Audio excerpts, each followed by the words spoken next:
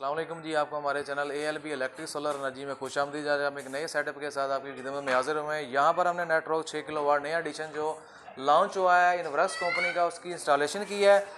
ये आप देख सकते हैं कि हमारा सिस्टम जो वर्क मोड पर जो है नॉर्मल मोड पर चल रहा है। एडिशन का आपको चेक करवा दें, नेटवर्क इसको वाइट कलर में, रेड कलर की बॉडी से वाइट कलर की बॉडी में ट्रांसफ़र किया गया है और इसके अंदर कुछ एडिशन में इजाफा किया है, प्रोग्रामिंग में थोड़ा सा इजाफा हुआ है और इसके अंदर कुछ और चीज़ें एडिशन में इजाफा जो हमसे आपसे शेयर करेंगे। अगर आप हमारे चैनल पर न्यू हैं तो हमारे चैनल को सब्सक्राइब और बेल आइकन को पुश कर दें ताकि हमारे आने वाली मजीद वीडियो तक बआसानी पहुँच सकें।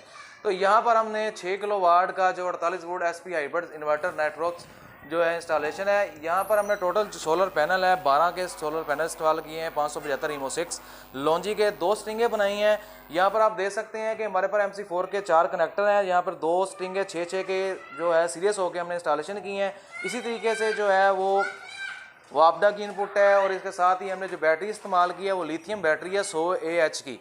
यहाँ पर हमने जो चाइना से इंपोर्ट की है सोलर एनर्जी स्टोरेज सिस्टम है लिथियम बैटरी का। तो इसकी प्रोग्राम की थोड़ी सी सेटिंग है जो आपसे हम शेयर करेंगे। इसकी जो पहले हमारे पास जो मॉडल था वो कनेक्शन बक्से को हम नट के ज़रिए जो है उसको ओपन करते थे, लेकिन यहाँ पर जो उन्होंने इजाफा किया है इसको एक पॉकेट की सूरत में बना दिया।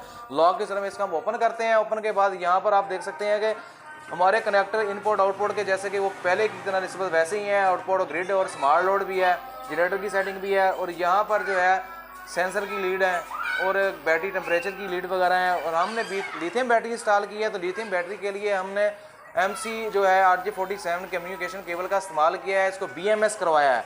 BMS करवाने का तरीका आपसे शेयर करेंगे। जैसे ही ये बैटरी के जो कैन वाली पोर्ट है उससे हमने कम्युनिकेशन, तो यहाँ पर आप देख सकते हैं बैटरी हमारी जो है वर्किंग मोड में स्टार्ट है और हमने कम्युनिकेशन केबल को कैन वाली पोर्ट से लिया है और कैन वाली पोर्ट के डीप स्विच को हमने पहले को ऑन किया। ऑन करने के बाद हमारा जो है बैटरी रन कमांड पर है, तो रन कमांड को ओके करें। यहाँ पर कम्युनिकेशन अटैच करेंगे। इसी तरीके इन्वर्टर के पास आ जाएंगे। इन्वर्टर की जो है हमारे पास जो है यहाँ पर देखेंगे BMS 485 बटा एक एन पोर्ट, यहाँ पर हमने कम्युनिकेशन केबल को अटैच किया है और हम चेक करेंगे कि आया कि हमारी बैटरी जो है वो कैन के तौर पर काम कर रही है।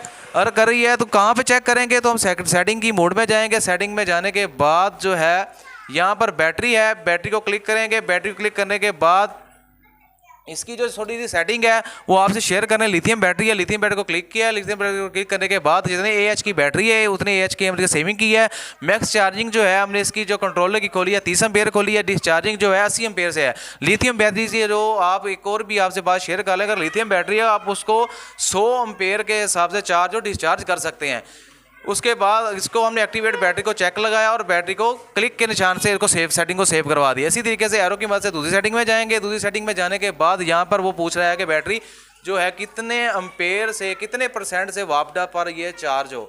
तो हम यहाँ पे ग्रिड के सिग्नल को जो है वो एक्टिवेट किया है। इसी तरह के ग्रिड सिग्नल को ग्रिड चार्जिंग को एक्टिवेट करने के बाद 10 एम्पेयर से हमने ये इसको सोर्स बताया है कि अगर सोलर हमारा जो है वो ख़त्म हो जाए, जब सोलर हमारा ऑफ हो जाए तो उसके बाद 10 एम्पेयर से हमारा ग्रिड से जो है वो 90% तक हमारी बैटरी जो है वो चार्ज करे। इसके बाद अगला स्टेप की तरफ जाएंगे। लिथियम मोड है, ये 0/0 है, ये यानी कि हमारी मुकम्मल डिस्चार्जिंग पे बैटरी है। तो शट डाउन वोल्टेज है 20% पर। जब जैसी बैटरी पहुंचेगी तो हमारी जो बैटरी है वो शट डाउन हो जाएगी। इन्वर्टर जो है बैटरी से बैकअप लेना छोड़ देगा। इसी तरह लो बैटरी है, लो बैटरी यानी कि 30% तक जैसी बैटरी पहुंचेगी इंडिकेट हमारा इन्वर्टर करेगा कि बैटरी सोर्स जो है वो हमारा जो है लो लिमिट में आ रहा है।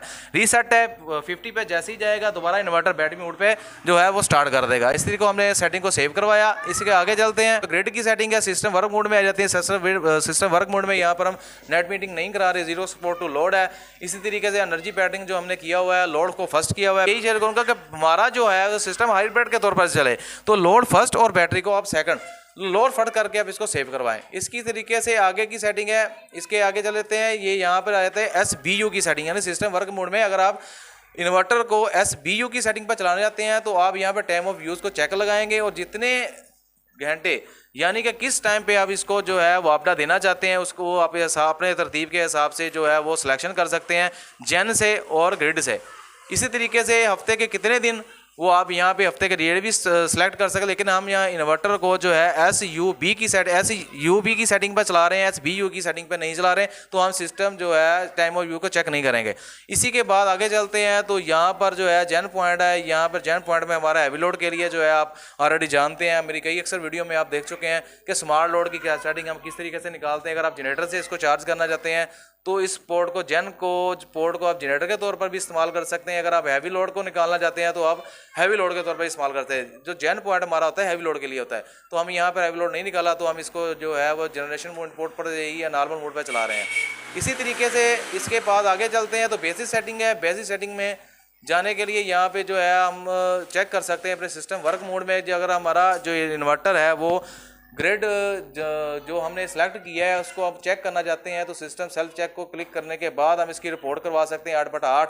तो हमारे पास यही स्टैंडर्ड मोड में चल रहा है, तो अगर यहाँ पर लो वोल्टेज होते हैं तो वहाँ पर जो है वो ग्रिड जो है उसको हमें एक्टिवेट करवाना था। अच्छा, ये दूसरी चीज़ ये है, अक्सर जो भाई हैं वो सवाल करते हैं कि सर जी जो ग्रिड को हमने चेंज करना है तो किस तरीके से करना है। तो यहाँ पर जो है जो पहले इन्वर्टर आते थे वहाँ पर जो है ग्रिड को हम फौरी तौर पर चेंज कर सकते थे, लेकिन जो नया एडिशन आया है इसमें जो है उन्होंने ग्रिड को लॉक किया है। अब इसके पासवर्ड को लगाएंगे तो ही आप इसकी ग्रिड की सेटिंग में जाएंगे। हम इसको ओके करेंगे तो 77774 जो है वो 7 क्लिक करने के बाद एक ओके करेंगे तो हम ग्रिड की सेटिंग में इंटर हो चुके हैं। अब इसको क्लिक करेंगे तो ग्रिड को हम चेंज कर सकते हैं, ग्रिड की सेटिंग को, वरना अदरवाइज हम ग्रिड को चेंज नहीं कर सकते।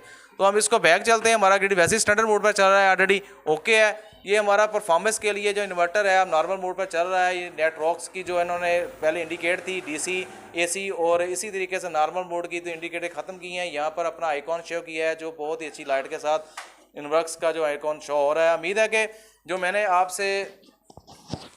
भी मैंने आपसे सेटिंग शेयर की है अभी आपको बखूबी समझ आ चुकी होगी। अगर हमारी वीडियो अच्छी लगी है हमारी वीडियो को लाइक और शेयर किया करें ताकि हमारी हौसला अफजाई हो सके, हम आपके लिए मज़ीद अच्छी वीडियो बना सकें।